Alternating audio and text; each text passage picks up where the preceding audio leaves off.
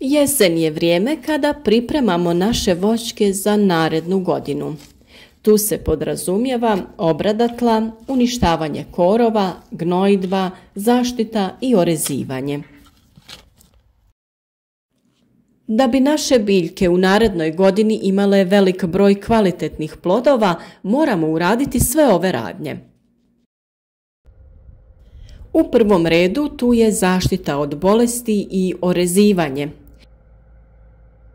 U prethodnim videima o breskvi i nektarinama pričali smo o uzročniku bolesti kovrčavosti lista, ali i o načinu kako se boriti protiv oboljenja. Sada je vrijeme da poduzmemo prvi korak. Ipak, prije nego se posvetimo zaštiti voćki, potrebno je izvršiti orezivanje da bi prorijedili krošnju i smanjili broj grana. Tada će i zaštita biti lakša, ali i rane koje nastaju orezivanjem biti će obuhvaćene tretmanom. Kada je u pitanju orezivanje nektarine i breskve, držati ćemo se uzgojnog oblika vaza gdje uklanjamo grane u unutrašnjosti krošnje, a one koje su usmjerene prema van ostavljamo. Budući da su voćke dosta bujne i ima puno mladih izdanaka, i vanjske izdanke ćemo prorijediti. Na ovaj način oslobađamo prostor u sredini voćke i ostavljamo protok zraka kada se krošnja popuni lisnom masom. Uz to omogućujemo osunčanost svih grana i plodova na njima. Samo na taj način možemo dobiti zdrave i kvalitetne plodove. Ako ne bi orezali voćke, broj cvjetnih pupova bi bio velik, pa bi i plodova bilo više, što bi dovelo do stvaranja većeg broja manjih plodova. Svakog proljeća voćare, posebice amatere kojima voćarstvo nije primarno zanimanje, muči glavobolja kako se riješiti opake bolesti breskve koja se ogleda u izrazitoj deformaciji lista. Mnogi na okućnicama imaju po par sadnica breskve ili nektarine. Nije rijedak slučaj da vlasnici tih voćki imaju veliki problem sa opakom bolešću lista breskve koja se svake godine javlja u proljeće. Breskva lijepo prolista, zametne plodove, a onda se iznenada pojave neke fleke na listu koje vremenom bujaju. Na listu se stvaraju kao mjehuri, list se smežura i izgleda naboran. Mijenja boju i deformira se u većoj ili manjoj mjeri. Za par dana bolest se proširi na sav list i tada se svi pitaju kako riješiti ovaj problem koji ugrožava naše voćke i njihov urod. Ova bolest svima predstavlja problem u proljeće, te se iznova traži rješenje, iako se zna na koji se način to rješava. Naravno, svi preskaču zimsku zaštitu voća.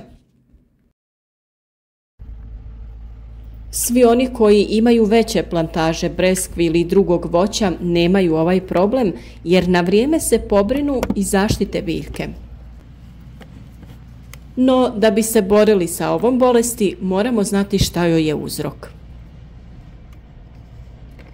Naime, u pitanju je gljivično oboljenje Taphrina deformans.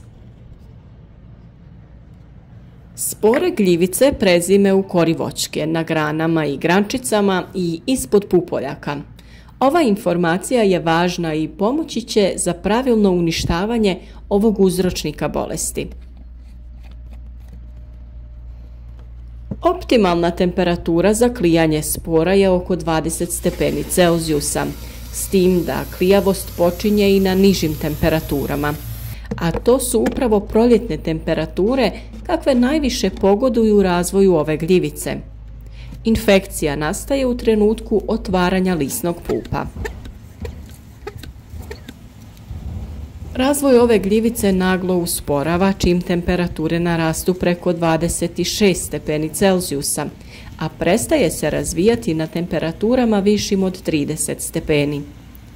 To je razlog zašto se ova bolest javlja samo u proljeće i nema je kasnije tokom ljeta i toplih dana. Nakon jesenske ili zimske rezidbe voća uvijek uradimo tretman voćaka fungicidom na bazi bakra. Ovi preparati djeluju na gljivice koje se nalaze na kori drveta. Budući da nema lista, zimski period je najbolji za ovaj tretman. Tretman se radi fungicidom na bazi bakra, a najčešće se koristi plavo ili crveno ulje. Ovi preparati imaju trostruki učinak. Osim fungicidnog djelovanja, u sebi sadrže komponentu koja je ujedno insekticid i akaricid. Pored ovih preparata može se koristiti preparat koji je čisti fungicid i jedan je od najpoznatijih preparata na bazi bakra, a zove se Cupra Blau Z. U intenzivnom uzgoju preporučuje se još jedan tretman pred kraj zime. U voćarstvu je ta faza poznata kao faza mišjih ušiju. To je faza kada se pup otvara, odnosno kada se iz pupa pojavljuju lisni vršci. Ovisno o klimatskim uslovima, ta faza može potrajati vrlo kratko, ali i nekoliko dana. Ako je proljeće toplo, pup se brže otvara i faza otvaranja pupa traje kraće. Zbog toga treba reagirati na vrijeme. Uz ova dva tretmana naše biljke bi trebale biti zaštićene, ali nekada se bolest ipak pojavi. U tom slučaju bolest ne zahvati veći dio lista, već samo manju količinu. Tada je dovoljno ručno ukloniti zaraženo lišće. Ukoliko se tretmani breskve protiv kovrčavosti lista ne urade ili ako nam unatoč tretiranju zaštita ne uspije, ni tada ne trebamo odustati. Moramo se pobrinuti za naše biljke.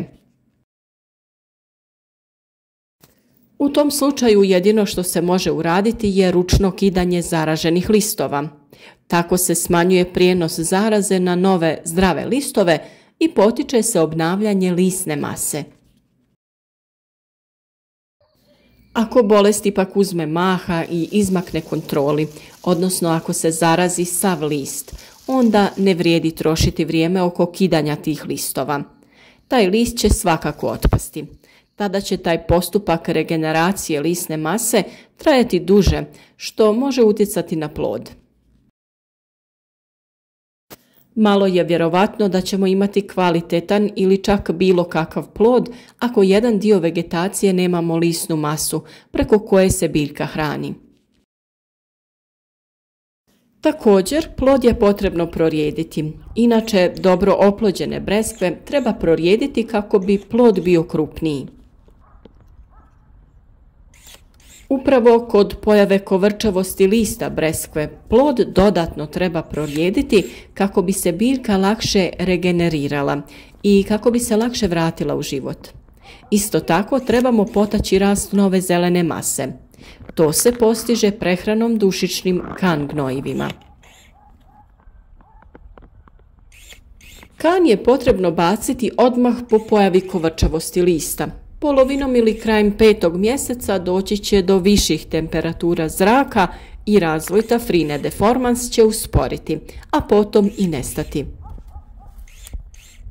To će već biti pravo vrijeme da unijeti kan počne djelovati, što će potaknuti razvoj lisne mase, ali i ploda breskve. Nakon 10 do 15 dana ponovno treba baciti kan iz istih razloga. Naime, biljci je potrebna prehrana i dušik će joj omogućiti brzu nadoknadu izgubljenog lista. Po pravilu, voće se prihranjuje kanom sve dok se plod ne razvije do veličine 2/3 punog razvoja ploda. Tada se sa prehranom prestaje. Da bi imali biljke koje nisu zahvaćene sa bolesti, trebamo se držati navedenog. Tretiranjem pravim preparatima u pravo vrijeme rodnost breskve je zajamčena. Tafrine deformans ili neće će je biti malo i kao takva neće utjecati na prinos i zdravlje breskve. U isto vrijeme dok orezujemo voćke i radimo zaštitu, dobro je i obogatiti tlo hranjivim tvarima potrebnim za razvoj i plodonošenje u narednoj godini. Za tu namjenu koristimo stajsko gnojivo u kombinaciji sa mineralnim hranjivima NPK formulacije 7-20-30, koje sadrži veću količinu fosfora i kalija. U nekom od narednih videa opisati ćemo detaljnije ovaj postupak, pa ostanite s nama. Kako bi na vrijeme obavljali sve radove u voćnjaku, zapratite naš kanal i s nama uzgajajte zdravo voće i povrće. Podijelite video sa prijateljima kako bi i oni iskoristili naše savjete koje svakodnevno dijelimo.